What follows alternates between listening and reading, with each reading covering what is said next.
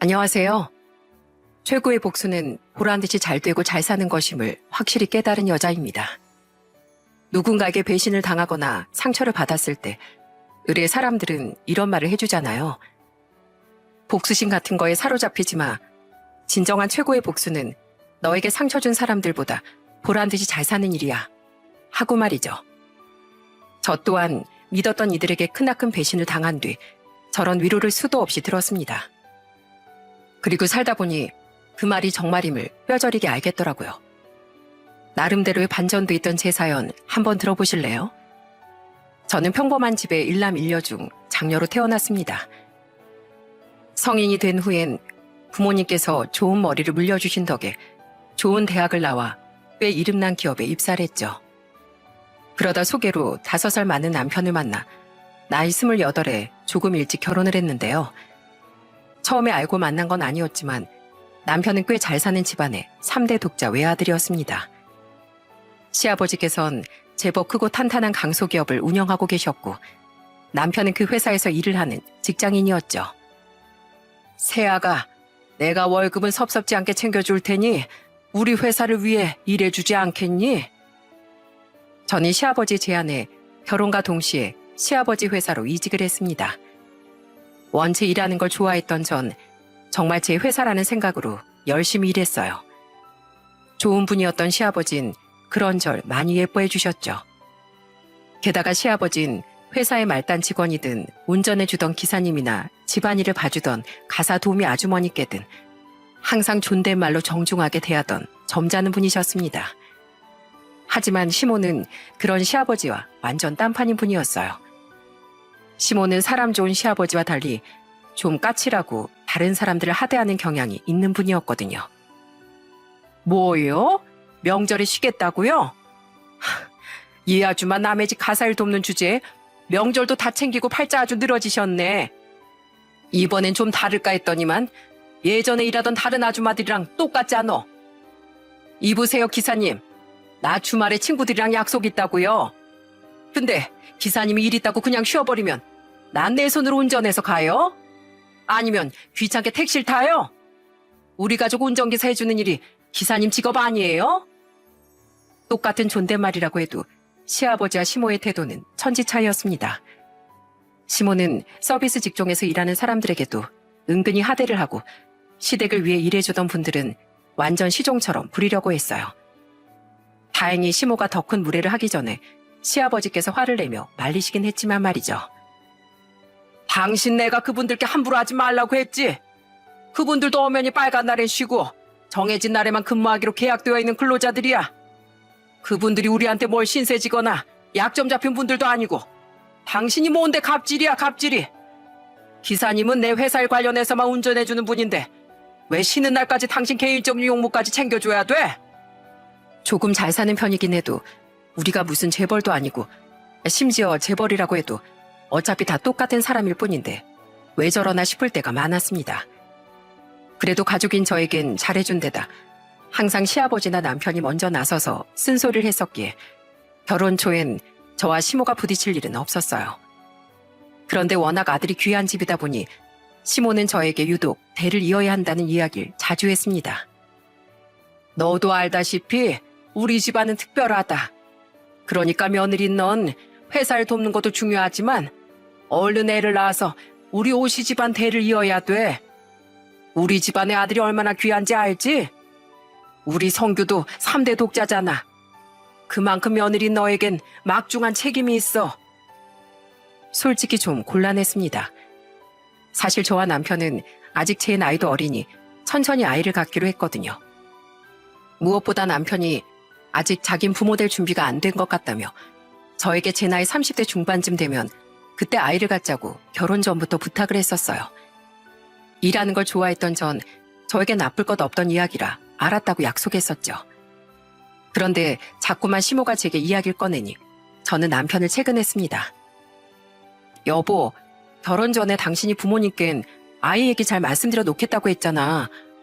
근데 어머님은 모르시는 눈치던데 나 너무 곤란해. 미안해.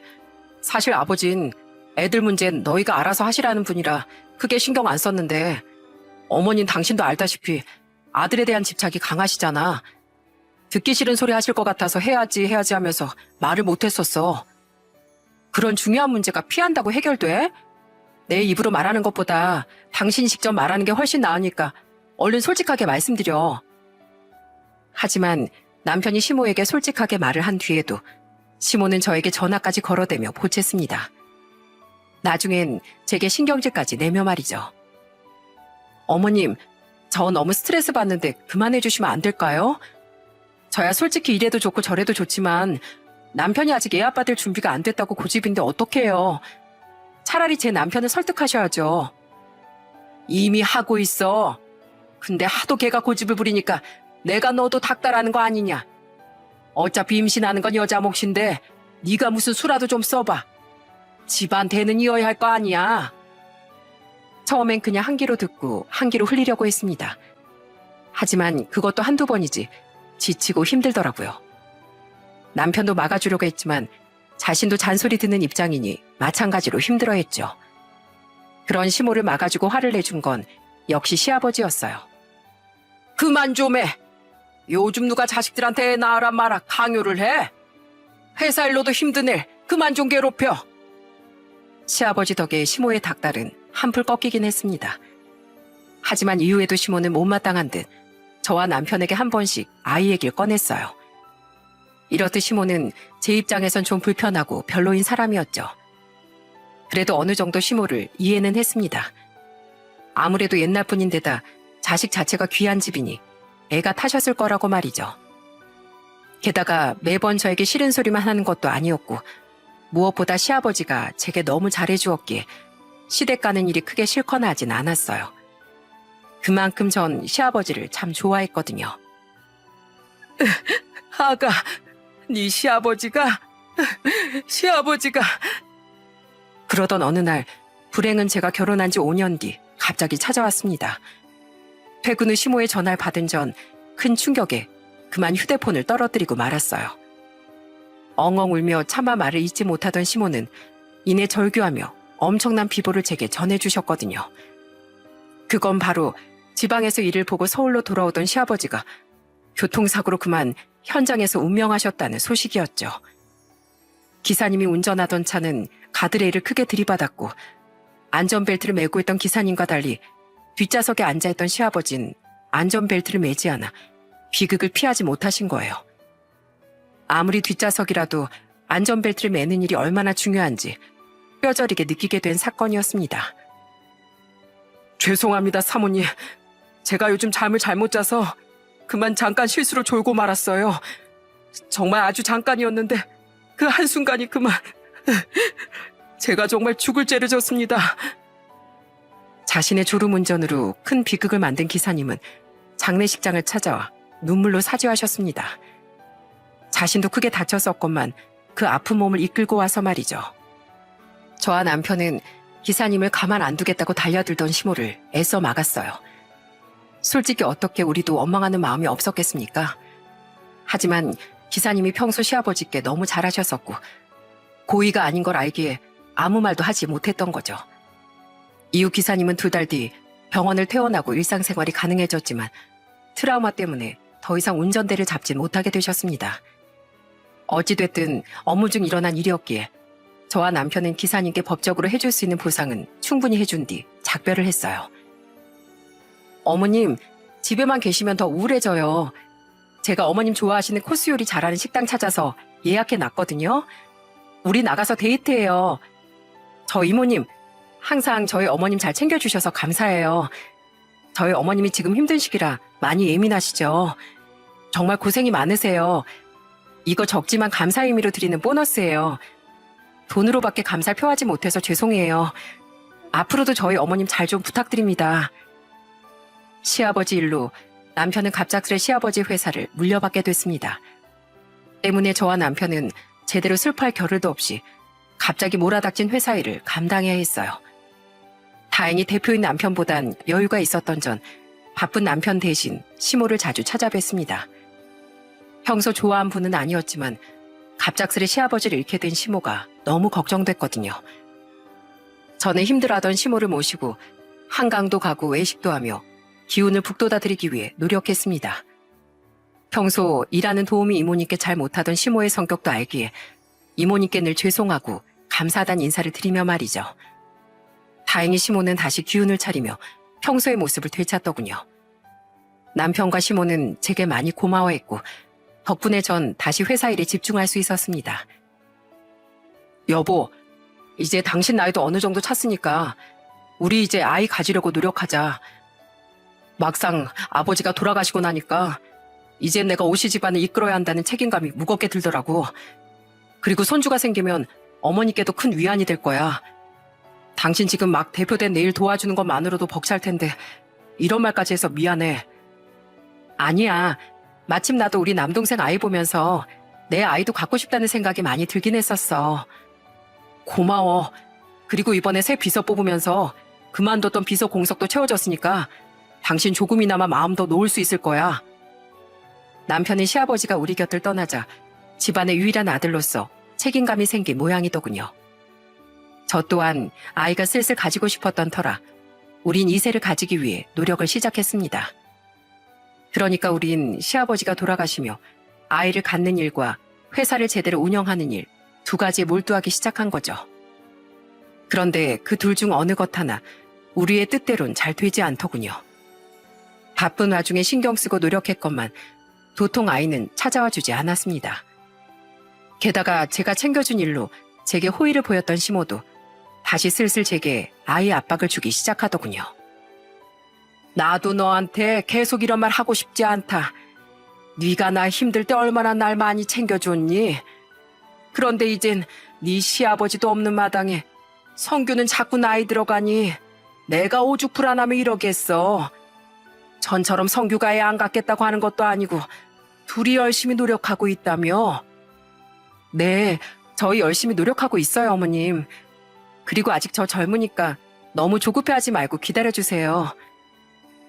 그렇다고 아이 문제에만 온전히 집중하기엔 회사에서도 자꾸만 잡음이 생겨 그럴 수가 없었어요. 원인은 바로 새 대표인 남편의 독단적인 행동이었습니다. 대표님, 그쪽 사업은 전 대표님께서도 너무 위험 부담이 크다면서 애초에 손 떼신 분야였어요. 정 그쪽 사업으로 진출하실 거면 좀 더 시간을 들여서 기반을 탄탄히 마련한 다음에 정보도 좀 많이 모아서 해보셔야 돼요. 내가 이 회사 대표야. 왜 당신들은 자꾸 돌아가신 우리 아버지 들먹거리면서 내 의견엔 반대하는 거야? 이 회사는 이제 내 거니까 뭘 하든 내 마음이지. 그리고 대표인 내 시야가 당신들보다 훨씬 넓고 깊어. 어디 건방지게 대표 말에 반대하고 이래라 저래라야? 남편은 자신이 대표가 됐으니 새롭게 시작해보겠다며 시아버지가 손대지 않았던 다른 분야로 손을 뻗기 시작하더군요. 그런데 제가 보기에도 아직은 너무 무모한 도전이었고 회사에서 오래 일했던 직원들은 그런 남편에게 우려의 목소리를 냈습니다. 한둘도 아니고 그렇게 많은 사람이 입을 모아 반대하는 데 이유가 있지 않겠습니까? 그런데도 남편은 직원들이 새 대표인 자신을 인정해주지 않고 아직도 시아버지 이야기만 한다며 심사가 뒤틀린 것 같더라고요. 남편은 점차 직원들에게 하대를 하고 직원들을 무시하는 발언을 했습니다. 이제 보니 남편은 한 회사의 리더로선 큰 단점을 갖고 있는 사람이었던 거죠. 직원들 말을 경청하지 않고 오로지 독단으로 일을 처리하려는 경향 말입니다. 과장님, 저희 정말 대표님 때문에 너무 힘들어요. 아무리 대표님이라지만 직원들이 반대 의견만 내면 인신공격까지 하시는데 이게 정말 맞는 거예요? 제발 과장님이 대표님한테 뭐라고 말 좀 해주세요. 이런 말 하고 싶지 않지만 전 대표님이 힘들게 일궈오신 이 회사 지금 대표님이 다 말아먹으실까 봐 너무 걱정돼요. 그리고 전 대표님이 너무 그리워요. 저는 직원들과 유대관계가 좋았던지라 몇몇 직원들은 제게와 하소연을 해댔습니다. 처음엔 아내로서 그런 남편을 잠시 지켜봤던 저 또한 남편의 행동은 정말 아니라고 생각했기에 집에 오기만 하면 남편을 설득하고 타일렀어요. 때로는 화도 내며 말이죠. 여보, 직원들한테 함부로 좀 굴지 마. 예전에 어머님이 남들한테 그러실 때 당신도 창피하다고 그만 좀 하시라고 했잖아. 근데 왜 그런 짓을 당신이 하고 있어? 난 한 회사를 책임져야 하는 대표야. 난 이 회사의 수장인데 다들 내 말을 무시하는 것 자체가 먼저 잘못된 거 아니야? 회사에선 대표인 내 말이 곧 법이지. 그 당연한 법칙을 잡고 있는 것 같으니까 내가 그렇게라도 상하 관계를 일깨워주는 거야. 그건 무시가 아니라 회사가 진심으로 잘 되길 바라는 마음에서 하는 말들이지. 그런 권위적인 생각, 난 회사에 전혀 도움 안 된다고 생각해. 게다가 당신은 대표고 직원들은 당신한테 월급 받는 입장이라지만 서로 지킬 건 지키는 게 맞지 않겠어? 반말이나 인신공격, 그리고 그럴 거면 그만두라는 무책임한 말은 좀 삼가해. 당신 그러다 나중에 진짜 후회해. 게다가 나도 몇 번이나 말했지만 지금 당신이 하려는 일은 너무 무모해 보여. 제발 다시 생각하고 직원들 의견에도 귀 좀 기울여봐. 알았어. 노력은 해볼게. 그나마 아내인 제 말엔 귀를 기울이는 척이라도 했던 남편인지라 다행히 회사가 완전히 잘못된 방향으로 들어서는 일은 막을 수 있었습니다. 하지만 남편은 이후에도 직원들의 말엔 거의 귀를 닫았고 은근하게 무시하고 하대하는 태도도 고쳐지지 않더라고요. 갈수록 직원들은 대표를 진심으로 존경했던 시아버지 때와 달리 남편에게서 마음을 돌리는 것 같았어요. 사모님, 전 정말 제가 뭘 그렇게 잘못했는지 잘 모르겠어요. 전 정말 연애할 시간도 없이 이 회사에 충성하느라 40 넘어서까지 장가도 못 갔거든요. 어떻게 그런 저한테 직원들 다 보는 앞에서 야, 너 거리면서 창피를 줄 수가 있어요. 전 정말 진심으로 대표님께 회사를 위한 조언을 드린 일밖에 없는데요. 죄송해요, 과장님. 저도 어떻게든 다시 저희 남편 다 잡아보려고 노력하는데 쉽지가 않네요. 돌아가신 시아버지가 특히 총애하던 몇 명의 직원 중 저와 똑같은 직급이었던 김 과장님이라는 분이 계셨습니다. 저와 바로 옆 부서인데다 둘 다 똑같은 김씨라 서로 김 과장님 하며 장난치던 친한 사이였죠. 그러면서도 선은 확실히 지켜야 한다며 사석에선 절 사모님 하고 불러주던 정중한 분이기도 했어요. 일도 철저하게 하고 책임감도 넘치는 분이라 시아버지가 특히 신이 많은 분이기에 저도 참 좋아했었고요. 그런데 남편은 유독 그 김 과장님께 더 심하게 굴곤 하더라고요. 김 과장님이 내는 의견이면 족족 무시하고 비웃기까지 하면 말이죠. 오죽 힘들었으면 김 과장님이 회식 때 술에 잔뜩 취해 제 앞에서 울기까지 했겠어요. 여보, 당신 왜 유독 김 과장님한테 심하게 굴어? 원래 사람이 곧 재산인 거야. 회사에 오래 계신 분들한테 더더욱 잘해버릇을 해야지. 그런 사람 아니어도 돈 주면 열심히 일하겠다는 사람 쎄고 쎄어. 아버지 살아계실 땐 아버지가 예뻐하신다고 그놈이 얼마나 기고만장했었어? 이참에 내가 확실히 보여주려는 거야. 아무리 지가 잘난 척해도 결국 이 회사 내 거고 내가 그놈 위라는 걸 말이야. 당신 그거 자격지심이야. 당신 말대로 대표는 당신인데 왜 직원한테 자격지심을 부려?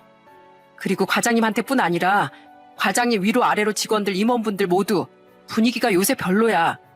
그러니까 제발 그러지 좀 마. 나중에 우리 애 생기고 태어나면 애가 뭘 보고 배우겠어. 알았어. 조심은 할게.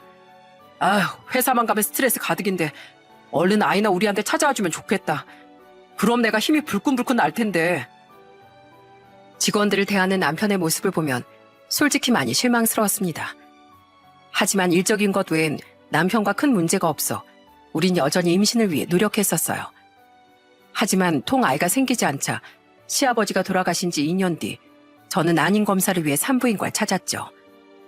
그동안은 제대로 돌아가지 않는 회사 일 때문에 바빴는데 더 이상 아이 문제를 손 놓고 기다리고만 있으면 안 될 것 같았거든요. 제 나이도 벌써 35이었고 회사 일만 해도 힘든데 심호에 심해지는 독촉까지 더해져 스트레스도 이만저만이 아니었거든요. 여보, 정말 미안한데 난임 검사 당신이 먼저 좀 받아주라. 나도 짬을 내고 싶은데 요새 외부 미팅이다 접대다 뭐다 너무 정신이 없어서 도저히 짬이 안 나. 남편에게 함께 가자고 했지만 결국 바쁜 남편을 제외하고 저 혼자 난임 검사를 받게 됐어요. 그리고 그렇게 받은 검사에서 저는 결국 난임 판정을 받고 말았습니다. 난임이 흔한 시대라 예상은 했지만 솔직히 너무 속상하더라고요. 요즘은 의학도 많이 발달했고 김현수님 나이도 아직 너무 늦은 건 아니니까 너무 실망하지 마세요. 우리 같이 노력하면 좋은 결과를 낼 수 있는 확률이 충분히 높아요. 의사 선생님은 이렇게 위로해줬지만 속상하기 마찬가지였습니다. 저는 이 좋지 않은 소식을 남편에게 말해주었어요. 여보, 나 오늘 마음이 별로 안 좋으니까 일찍 좀 들어와 줄 수 있어? 미안해서 어쩌지? 나 오늘 업무상 중요한 술자리가 있어서 일찍 못 갈 것 같아. 당신 속상할 텐데 미안해. 내가 일찍 가려고 노력해 볼게. 그날은 남편에게 위로받고 싶었지만 일 때문에 늦는다던 남편에게 어리광을 부리고 싶진 않았습니다. 그리고 일찍 오려고 노력해 보겠다던 남편은 결국 밤 10시가 돼서야 만취해서 집으로 들어오더라고요. 여보, 씻고 자, 씻고. 옷이라도 좀 갈아입던가. 아휴, 나 너무 피곤해. 조금만 눈 붙이고 이따 씻을게. 얼마나 취했는지 남편은 코를 드르렁대며 옷도 벗지 않고 잠이 들었습니다. 저는 힘겹게 남편의 겉옷과 양말만 겨우 벗겨내곤 한숨을 쉬었죠. 그 뒤 집 정리를 하고 저도 잠을 청하려고 남편 옆에 누웠건만 그날따라 잠이 잘 오지 않더군요. 앞으로 난임 상태에서 임신을 위해 노력해야 할 구말리 길들이 까마득하게 느껴지기도 했고 그때까지 시모에게 잔소리 들을 일과 머리가 터질 것 같던 회사 일 등등이 자꾸 생각나서 말입니다. 그런데 잠 못 들고 뒤척이던 제 귀에 이상한 남편의 잠꼬대가 자꾸 들리더라고요. 자꾸 뭐라는 거야? 누굴 부르는 것 같은데? 들어보니 남편은 누군가를 계속 부르는 것 같았습니다. 저는 무슨 꿈을 꾸고 누굴 찾나 싶어 남편의 잠꼬대에 귀를 기울였어요. 그리고 그 이름을 정확하게 들은 순간 불길한 느낌이 제 몸을 뒤덮더군요. 미네야, 안미네, 이 귀염둥이. 딱 들어도 여자 이름인 듯한 그 이름의 주인을 전 잘 알고 있었어요. 그 흔하지 않은 이름의 주인은 바로 남편이 대표가 되며 새로 뽑았던 비서였거든요. 매번 저를 보면 회사에서도 과장님이 아닌 사모님 사모님하고 부르며 눈웃음을 치던 남편보다 10살이나 어린 여직원이었죠. 자주 직원들과 반목하던 남편이 우리 비선 일도 잘하고 항상 자기를 응원해준다며 가끔 칭찬하길래 남편의 비서직에 알맞은 직원이라고 생각했던 사람 말입니다. 그런 직원을 계속해서 안 비서도 아닌 이름으로 부르는 남편의 행동이 너무 이상하더라고요. 설마 아니겠지? 내가 자기한테 어떻게 했는데 설마 날 배신했겠어? 아닐 거라고 아니어야 한다고 생각했지만 의심이 드는 건 어쩔 수 없었어요. 때문에 저는 난생 처음 남편의 휴대폰을 뒤져보기로 했어요. 저는 곤히 잠든 남편의 손가락 지문으로 휴대폰을 잠금 해제한 뒤 통화 목록과 문자 내역을 뒤졌습니다. 그리곤 그곳에서 제발 아니길 바랐던 남편의 충격적인 배신을 알게 된 거예요. 남편은 제가 원래 남편 휴대폰엔 관심도 없던 사람인 걸 믿곤 문자 내역이나 통화 내역을 지울 생각조차 안 했던 것 같더라고요. 대표님, 오늘 유독 너무 멋지시던데요. 너무 설레서 저 일하기가 힘들잖아요. 그래, 우리 예쁜이 힘들어서 일 못하면 안 되지. 우리 이따 잠깐 옥상에서 몰래 만날까? 아니면 외근 핑계대고 나가서 데이트하자.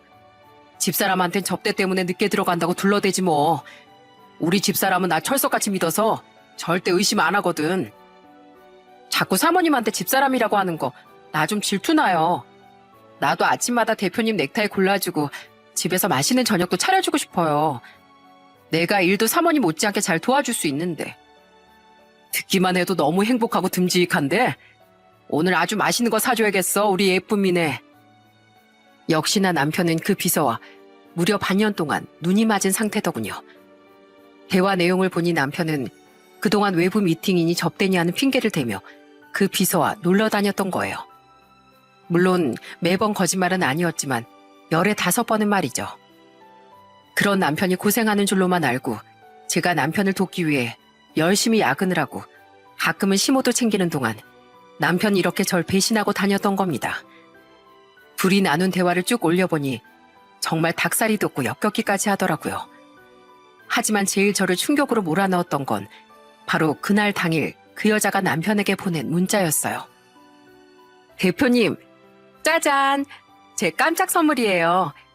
저 임신 5주 됐대요. 대표님 아이 너무 갖고 싶어 했잖아요. 너무 기쁘죠? 저 오늘 산부인과 가려고 회사 조퇴했던 거예요. 비서는 남편에게 휴대폰으로 찍은 초음파 사진과 함께 임신 소식을 알렸던 겁니다. 제가 난임 판정 소식을 전하기 고작 20분 전에 말이죠. 그 뒤에 이어진 남편의 답장을 보고 저는 더 큰 배신감에 휩싸였어요. 진짜야? 너무 고마워, 미네야. 이럴 게 아니라 우리 저녁에 축하 파티 하자. 뭐 먹고 싶어? 세상에, 미네야. 이제 앞으로 내가 너랑 우리 아이 평생 책임질게. 앞으로 나만 믿어. 남편이 힘들어하는 제겐 거짓말을 하고 그 비서와 축하 파티를 하러 다녀온 거더군요. 거하게 축하 파티라며 남편이 기분이 좋은 나머지 혼자서 와인을 잔뜩 과음한 겁니다. 아무리 기뻐도 그렇지, 대표님, 임신한 저 앞에 두고 혼자서만 너무 과음하는 거 아니에요? 대표님, 아니 여보, 앞으로 우리 꼭 좋은 부모가 돼요. 조심히 들어가요. 마지막으로 남겨져 있던 그 여자의 문자까지 저는 모든 증거를 전부 캡처해서 제 휴대폰으로 전송했어요. 그리곤 여전히 코를 골고 있는 남편을 내려다보는데 분노가 치솟아서 미칠 것 같더군요.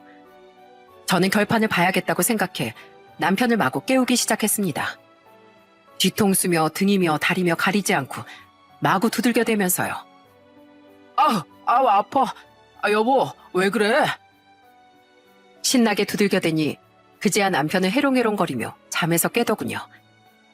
저는 비몽사몽하며 상체를 일으켜 앉은 남편을 물끄러미 바라봤어요. 그리곤 이내 그 뻔뻔한 낯짝을 베개로 내려쳐버렸습니다. 그러자 자다가 날벼락을 맞은 남편은 황당해하는 표정으로 저를 보더라고요. 저는 그런 남편에게 도끼를 품고 말했죠. 뭐야? 왜 갑자기 베개를 날려? 날릴만 하니까 날리지. 야, 너 축하한다? 너 애아빠 됐더라? 애아빠? 무슨 소리야? 당신 오늘 난임 판정 받았다며? 이를 악물고 던진 제 말에 남편은 처음엔 오리발을 내밀었어요.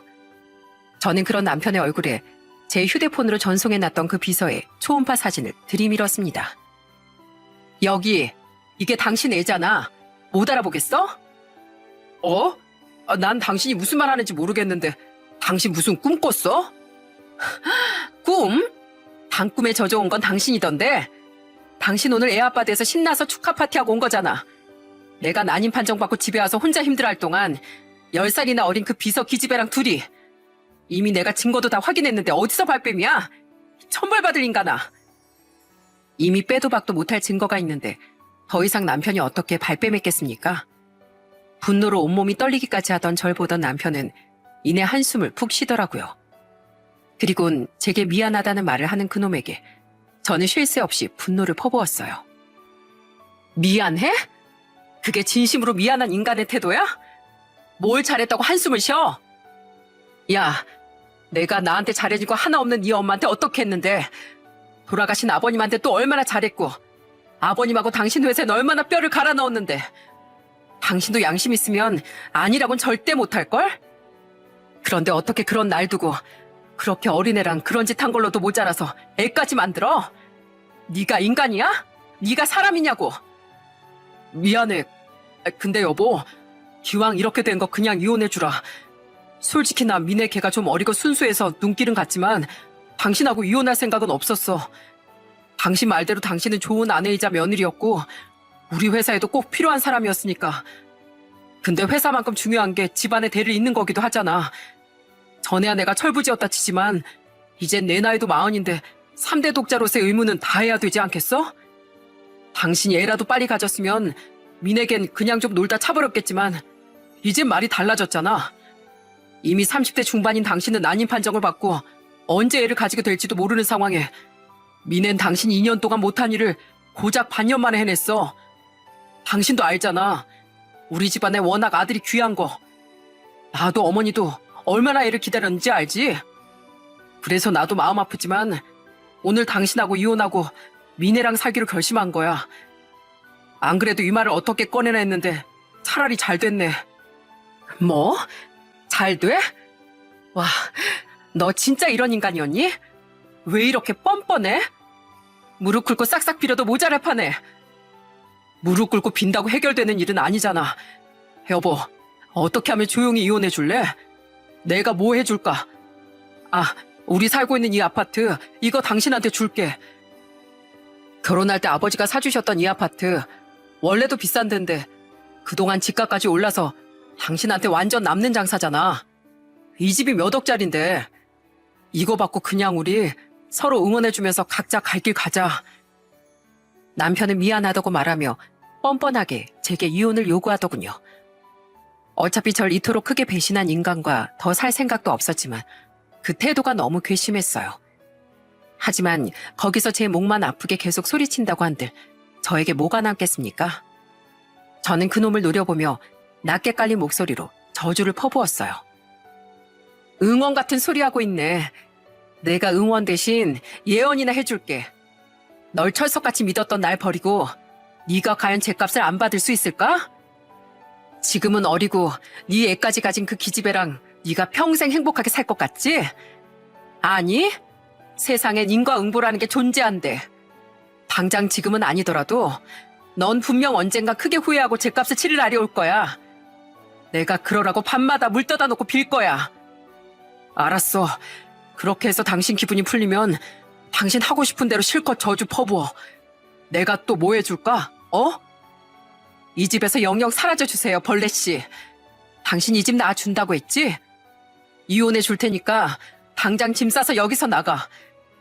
내 눈엔 지금 네가 벌레보다도 더 끔찍하고 혐오스럽게 보이니까 당장 나가라고. 알았어? 저는 그놈을 밤이고 뭐고 당장 집에서 쫓아내버렸습니다. 그놈은 한숨을 푹 쉬며 어영부영 짐을 싸서 정말 나가버렸죠. 그런 그놈에 대한 화가 조금이라도 가라앉기도 전에 1시간 뒤쯤엔 이번엔 시모가 제게 전화를 걸어 제 속을 뒤집어 놓더라고요. 예, 아가, 성규 지금 우리 집에 와 있다. 네가 성규 내쫓았다며? 자초지종은 다 들었어. 얘야, 너한테 미안한 얘기지만 기왕 이렇게 된 거 그냥 좋게 좋게 얼른 이혼해. 너 난임 판정 받았다며? 우리 집안 대를 이을 수 있을지 없을지 모르는 너보다 이미 확실하게 오씨 집안 씨를 품은 그 애가 우리 집안 며느리로 남는 게 나을 것 같다. 너한텐 고마운 일이 많다만 이런 중대사의 사사로운 정을 끼워 넣을 수는 없는 노릇이잖니. 안 그래도 저 이혼은 할 건데요. 어머님도 참 비인간적이시네요. 고마운 건 고마운 거고 이건 이거라고요? 네, 어디 한번 그렇게 원하던 손주 품에 끼고 잘 살아보세요. 그 인성 훌륭하신 아버님이 하늘에서 이 꼴을 보시고 노열을 하시겠네요. 집안 꼴이 아주 개판이라면서요. 어머님, 아니 아주머니, 인생은 항상 준 대로 고스란히 돌아오는 법입니다. 뭐 별 볼 일도 없으면서 자기들이 최고 잘난 줄 아는 아줌마랑 아줌마 아들, 그리고 유부남 꼬셔서 애까지 만든 그 기집애, 바퀴벌레 같은 셋이서 어디 오순도순 잘 살아보세요. 내가 얼마나 잘 사나 두 눈 부릅뜨고 지켜볼 겁니다. 정말 그 엄마의 그 아들이죠. 이렇게 두 모자가 판박이인 걸 왜 진즉 못 알아챘나 제 자신이 한심할 정도였습니다. 더 황당한 일은 다음 날에도 일어났어요. 저는 다음 날 당장 사표를 내고 짐을 챙기러 회사로 향했습니다. 그런데 시모 집에서 출근한 남편이 제게 이런 뻔뻔한 부탁을 하더라고요. 여보, 비록 우리 둘은 이렇게 갈라서게 됐지만 회사는 안 그만둬주면 안 될까? 당신도 알다시피 이 회사에서 내가 믿는 직원은 우리 미네랑 당신 말고 몇 안 되잖아. 당신은 나한테 꼭 필요한 사람이야. 부탁해. 지나가는 풍뎅이 콧돌 쌈 싸먹는 소리 하고 있네. 출근하면서 양심 너네 엄마 집에 두고 왔냐? 야, 여기 사표나 받아. 내가 내 가족 회사라고 생각했으니까 여기 와서 열과성을 다한 거지. 나 오라는 좋은 회사가 차고 넘치는데 미쳤다고 여긴 않겠냐? 제 뒤통수를 그렇게 치고도 저런 욕심을 부려대는 그놈의 말도 안 되는 말에 헛웃음이 다 나왔습니다. 저는 누가 들을까 조용조용 말하는 그놈에게 다 들으라는 듯이 큰 소리로 욕짓거리를 퍼부어줬어요. 그리고 그 옆에서 사람들과 제 눈치를 보며 안절부절 못하고 있던 그 비서에게도 비웃음을 날리며 말해줬죠. 이보세요, 안민혜 씨. 당신 내 남편에 가졌다며? 그 덕분에 이제 그렇게 듣고 싶어하던 사모님 소리 듣겠네. 근데 이딴 식으로 깨어진 첫 단추가 과연 끝까지 야무지게 잠겨질까? 아니, 난 그 단추 곧 뜯어진다에 한 표 줄게. 어린 여자가 벌써부터 남의 남자나 후리는 못된 짓거리나 배우고 어디 얼마나 잘 사나 보자고. 죄송해요, 사모님. 진심 아닌 거 다 아니까 거짓 눈물 흘리지 마. 여보, 어차피 다들 알게 될 일이긴 하지만 이렇게 공개적으로 사람을 망신 주면 어떡해. 우리 좋게 이혼하기로 했잖아. 근데 끝까지 이럴 거야? 우리 민혜 놀라서 뱃속 아이한테 문제 생기기라도 하면 책임질 거냐고. 사표 수리해 줄 테니까 더 이상 문제 만들지 말고 그냥 나가. 나갈 거야. 나갈 건데 나 정든 이 회사 동료들한테 마지막으로 이 말은 꼭 해줘야겠어. 여러분 다 들으셨죠? 저 이 대표란 인간이 자기 비서랑 바람나고 애까지 만들어서 이혼하고 이 회사도 나가게 됐습니다. 안 그래도 다들 이 회사에 대해 많이들 실망하고 있었죠? 이런 제 모습 보고 앞으로 더 진지하게 이 회사에서의 미래에 대해 고민해보세요. 7년 동안 함께 고생한 아내도 이렇게 아무렇지도 않게 버려버린 인간이 평소에도 우습게 알던 회사 직원들을 과연 얼마나 아껴주고 대우해줄까요? 여보, 당신 계속 이렇게 난동 피우면 나 경찰 부를 거야. 그리고 변호사 선임해서 법적으로 피해도 보게 만들 거야. 저는 끝까지 남편과 그 비서를 망신 주려고 경악을 하고 지켜보던 직원들에게 소리쳤습니다. 그러자 남편이란 놈은 제게 법을 들먹이더군요. 저는 그놈에게 비웃음을 날리며 이렇게 쏘아붙였죠. 해봐 어디. 내가 지금은 더럽고 치사하고 당신 같은 인간한테 더 이상 시간 낭비하기 싫어서 순순히 이혼해주는 거야. 이 정도로 끝내주는 걸 고맙게 생각할 것이지 어디서 으름장을 놔. 나 수틀리잖아? 그럼 나 이혼 안 해.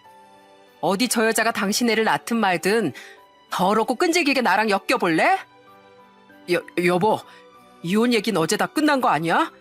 알았어. 진정해. 어? 사모님, 제가 정말 잘못했어요. 대표님, 사모님 성질을 왜 자꾸 긁으세요? 이러다 저랑 우리 애한테 문제 생기면 어쩌려고요? 사모님, 제가 이렇게 싹싹 빌 테니까 제발 마음 푸세요. 사모님 같은 소리 하고 있네. 역겨우니까 넌 입 열지 마. 이 더러운 손도 치워. 다들 저 갑니다. 다들 건투를 빌게요. 제가 이혼을 해주지 않는다고 하자 그제야 그 둘은 더 납작 엎드려서 싹싹 빌더군요. 저는 그럼 그 둘에게 코웃음을 치곤 직원들에게 작별 인사를 하며 회사를 나와버렸습니다. 그 뒤 저는 남편과 이혼을 하며 받은 아파트와 별개로 그 둘에게 각각 위자료도 청구했어요. 그렇게라도 작은 피해나마 더해주고 싶었거든요. 또한 저는 회사를 그만두며 퇴직금이든 뭐든 받을 수 있는 것도 싹 다 챙겨받고 나왔습니다. 엄마, 아빠, 저 걱정하실 거 없어요. 이 딸 완전 괜찮으니까 앞으로 얼마나 잘 사는지 지켜봐 주세요. 이혼 후 전 속상해하는 부모님께 보란 듯이 더 잘 사는 모습을 보여드리고 싶어 이를 악물고 열심히 살았습니다. 저는 그놈에게 받은 아파트를 팔고 작은 집으로 이사부터 했어요. 그놈과 살던 집에서 살기도 싫었고 혼자 그렇게 크고 비싼 집에 살 필요도 없었으니까요. 새 집을 마련하고 나머지 돈은 저축을 했죠. 또한 제 첫 회사도 좋은 곳이었고 시아버지 회사에서 커리어도 튼튼하게 쌓았기에 저는 재취업도 수월하게 해낼 수 있었습니다. 그놈에게 내뱉은 말처럼 그놈 회사와는 비교도 안 되는 크고 좋은 회사의 말이에요. 역시 사모님, 아니 연수시네요. 빠르게 새 직장 구하신 거 축하드려요. 잘 지내고 계시죠? 오랜만이에요, 과장님. 전 무지 잘 지내고 있죠. 근데 과장님은요? 아직도 그 인간이 사사건건 시비 걸고 그러나요? 그렇게 재취업한 지 얼마 되지 않았던 어느 날 저는 김 과장님의 안부 전화를 받게 됐어요. 그놈과 갈라선 지 4, 5개월 정도 지났던 시기였죠. 그때 김 과장님은 씁쓸하게 웃으며 기울어가는 그놈 회사의 소식을 전해주셨습니다. 아니요, 저도 얼마 전에 결국 사표 던지고 나왔습니다. 그래도 청춘을 다 바친 회사라 버텨보려고 했는데 거긴 틀린 것 같더라고요. 대표님 혼자만 해도 버거웠는데 그 새파랗게 어린 비서란 여자도 벌써부터 자기 사모님이라고 부르라면서 엄청 설치고 다녔거든요. 능력도 안 되는 사람이 무조건 대표님한테 네네 하고 아양만 떨면서 직원들 업무에 무지하게 참견하고 다녔어요. 뱃속애가 아들인 것이 확인된 뒤론 더 의기양양하게요. 이젠 자기가 그 회사 안주인이니 다들 나한테 잘 보여라. 무조건 나한테 확인받고 대표님한테 결제 올려라 해대는데 회사가 제대로 돌아갈 리가 있겠습니까? 돌아가신 전 대표님께는 죄송한 말이지만 그 회사는 이제 미래가 없는 것 같아요. 저 말고 다른 사람들도 연수시 그만둔 뒤로 많이 퇴사했고 아마 앞으로도 그럴 거예요. 원래 능력이 출중했던 김 과장님은 이후 좋은 회사로 금세 이직을 하셨어요. 저는 김 과장님 말고도 가까이 지내던 직원들 몇몇에게 가끔 안부 연락을 받았습니다. 그러다 보니 전 남편과 그 여자 사이에서 정말 아들이 태어났다는 별로 듣고 싶지 않은 소식도 듣게 됐죠. 그런데 그놈이 애를 낳았다는 얘기를 들은 지 몇 개월 뒤 갑자기 그놈에게서 전화가 오지 않겠어요? 더 이상 연락할 일 없을 것 같던 그놈이 뭔 바람이 불었나 싶어 전화를 받아본 전 흐느끼며 그놈이 전한 엄청난 반전에 깜짝 놀라고 말았습니다. 여보, 나 속았어. 그 여자한테 나랑 어머니 모두 깜빡 속았던 거라고. 갑자기 그게 무슨 소리야? 처음에 몰랐어. 그런데 언제부턴가 어머니가 나한테 아들이 날 너무 안 닮은 것 같다고 그러시는 거야. 그러더니 진짜로 우리 애랑 그 여자 내 머리카락까지 다 들고 가서 유전자 검사를 해보신 거야. 근데 진짜 그 애 내 애가 아니었어. 난 그 애 때문에 당신도 버리고 그 여자를 선택한 건데 내가 기가 차서 화내고 따졌더니 그 여우 같은 여자가 뭘 했는지 알아? 긴가민가 하긴 했는데 진짜 당신 애라고 생각했으니까 그랬지. 아니었다니 아쉽네. 하긴 너무 당신을 안 닮아서 나도 불안불안하긴 했어. 미안해. 뻔뻔하게 이렇게 말하는 거야. 어떻게 사람이 이렇게 비열한 짓을 할 수가 있어? 그 여잔 그놈과 바람을 피우던 와중 다른 남자들과도 실컷 놀던 해픈 여자였던 겁니다.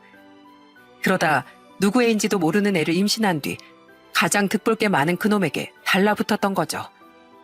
그렇게 대를 이어야 한다 어쩐다 하더니 그렇게 그놈은 결국 그 여우 같은 여자에게 뒤통수를 맞았던 겁니다. 너무 열받아서 그 여자 친정으로 쫓아내긴 했는데 나 너무 분해. 여보, 당신 혹시 들었어? 우리 회사 당신 나가고 나서 완전 내리막길을 걷고 있어. 당신이 우리 회사에서 얼마나 중요한 사람이었는지 뼈저리게 깨닫고 있었는데 그 와중에 그 여자한테 속은 것까지 알게 되니까 너무 후회가 되더라. 여보, 염치 없지만 우리 그래도 7년 동안 너무 좋은 짝이었잖아. 그러니까 나한테 다시 돌아와주면 안 될까? 역시 당신만한 여자는 없다는 걸 나 이번 기회에 확실히 알았어. 난 당신 없이도 너무 행복하게 살 수 있다는 걸 이번 기회에 확실하게 알았는데? 내가 미쳤니? 너 같은 인간이랑 다시 합치게. 당신이나 당신 엄마처럼 사람 귀한 줄 모르는 사람들한텐 결국 아무것도 안 남는 거야. 인생은 준 대로 돌려받는다는 불변의 법칙. 이렇게 증명해줘서 너무 고마워. 난 너 같은 인간 인생에서 치워버린 거 두고두고 감사하며 살 테니까 나한테 헛된 희망 품지 말고 앞으로 연락하지 마. 끊어! 저는 말도 안 되는 소리를 짓거린 그놈에게 일침을 가하곤 전화를 끊어버렸습니다. 그리곤 계속해서 전화를 해대는 그놈의 번호를 완전히 차단해버렸죠. 그랬더니 이번엔 시모가 계속 제게 전화를 걸어 애걸복걸하지 않겠어요? 그것도 제가 전화를 받지 않으니 모르는 번호로 전화를 해서 말입니다. 예, 연수야. 성규한테 얘기 들었지? 우리가 그땐 정말 미안했다. 에휴, 어디서 그런 무서운 기집애가 우리한테 접근을 했다니. 내가 걔 아들 낳았다고 고마워서 걔 친정비도 다 갚아줘, 집 사줘. 걔한테도 돈을 얼마나 퍼다 줬는데 들어보니까 성규랑 걔랑 이제 와서 이혼한다고 해도 이미 퍼준 그 돈은 온전히 돌려받지도 못한대. 연순이가 떠나니까 우리 집에서 일하던 도우미도 얼른 그만둬버리더라. 더 이상 고맙다는 말도 못 듣고 보너스도 못 받는데 내 성질머리 감당하면서 일하기 싫다고 말이야. 그 뒤로 몇 번이나 다른 사람들이 왔었는데 다 며칠 안 돼서 그만둬버렸어. 결국 우리 집에 일하러 오겠다는 사람도 없고 웃돈 얹어주겐 요새 성규 회사가 어렵대서 그러지도 못했다. 그래서 나 요새 직접 집안일도 하고 밥 해먹고 살아. 너 있을 때가 참 좋았는데 나 너무 후회하고 있다. 제발 우리 성규하고 다시 만나주면 안 되겠니? 그 엄마의 그 아들 아니랄까봐 구질구질하게 왜 이러세요? 싫어요. 그리고 자기 손으로 밥 차려 먹고 사는 게 뭐 대수라고. 전 아줌마랑 할 말 없으니까 그 소중한 옷시감은 3대 독자 옆에 끼고 잘 먹고 잘 사세요. 저는 짜증을 내며 시모의 전화 또한 끊어버렸습니다. 못된 짓 한 인간들에겐 하늘이 알아서 벌을 내려준다더니 저를 처량하게 버렸던 그 두 사람은 그렇게 천벌을 받았더라고요. 이후 전해 듣기로 그 비서는 비록 쫓겨났지만 이미 한몫 과하게 챙겼으니 신나게 이혼을 했다고 해요. 전 남편과 시모만 닥쳤던 개꼴이 된 거죠. 그 처참한 최후까지 지켜봤으니 저는 이후 아무런 앙금도 미련도 없이 과거를 훌훌 털어버릴 수 있었어요. 그놈과 제가 이혼한 뒤 지금은 5년이라는 긴 시간이 흘렀습니다. 듣기로 전 남편 회사는 거의 반토막이 났다고 하더라고요. 워낙 회사 운영을 개판으로 했던 데다 회사에 충성했던 직원들도 많이 나갔으니 말이죠. 웃긴 건 그렇게 돌아와 달라고 매달리던 전 남편은 3년 전에 또 재혼을 했다는 거예요. 그런데 여태껏 애가 안 생겼다고 하더라고요. 알고 보니 검사 결과 전 남편에겐 저보다 더 큰 문제가 있었다고 해요. 결혼 생활 당시 아이가 안 생겼던 건 아마 제가 아니라 그놈 때문이 아니었나 싶었습니다. 왜냐하면 통쾌하게도 제가 몇 달 전 나이 40에 드디어 임신을 했거든요. 1년 전에 재혼한 지금의 제 남편과 결실을 맺은 거죠. 여보, 이제 홀몸도 아닌데 무리하면서 일하는 건 아니지? 당신 잘못되면 당신보다 내가 더 슬프다는 것만 잊지 마. 우리 부모님도 노산 때문에 당신 몸에 무리가 갈 것 같으면 애보단 당신을 먼저 챙기라고 신신당부하셨어. 알았어. 우리 팔불출 남편 걱정할 거 뻔히 아는데 내가 알아서 조심하고 있지. 지금의 남편은 원래 저의 대학 동기로 결혼하자마자 사별 후 8년 동안 혼자 지내던 사람이었어요. 대학 졸업 후에도 모임에서 한 번씩 얼굴을 보던 사이라 서로의 사정과 어떤 사람인지 저와는 너무 잘 아는 사이였죠. 그러다 제가 이혼한 후 일 때문에 같은 업계 다른 회사에 다니던 지금의 남편과 자주 마주치게 되며 새삼스레 서로를 다시 보게 된 거예요. 한 번 결혼에 실패해봤던지라 처음에 새 출발이 너무 조심스러웠습니다. 하지만 결혼 전부터 저희 부모님께 잘해주던 모습, 오랫동안 봐온 좋은 사람이라는 믿음, 무엇보다 책임감 있는 모습을 보고 조심스레 재혼을 결심한 거죠. 지금 제가 이렇게 행복하게 사는 데다 임신까지 한 일을 분명 전 남편은 건너 전해 들었을 텐데 아마 배 좀 아플 거라고 생각해요. 그놈을 다 잊고 살았다고 생각했지만 아직도 이런 통쾌하다는 유치한 마음이 조금이나마 드는 걸 보면 그때 제 상처가 생각보다 많이 컸었나 보더라고요. 전 이렇게 보란 듯이 좋은 사람과 재혼도 하고 아이도 가지며 저를 배신한 전 남편과 시모에게 최고의 복수를 해주었습니다. 사람을 괴롭히고 못살게 구는 것보다 떵떵거리며 잘 되고 잘 사는 모습을 보여주는 거, 그것이 바로 진정한 복수잖아요. 그리고 전 앞으론 그놈과 남들 보란 듯이가 아니라 저와 지금의 남편 그리고 제 뱃속의 아이를 위해 더 큰 행복을 향해 달려나갈 생각이에요. 그런 제 미래에 여러분도 함께 박수로 응원해 주시면 감사하겠습니다. 저 또한 제 사연을 끝까지 들어주신 여러분의 행복과 안녕을 기원할게요. 그럼 전 이쯤에서 마지막 인사를 드립니다. 모두 여름철 마지막 무더위 조심하시고 행복하세요. 감사합니다.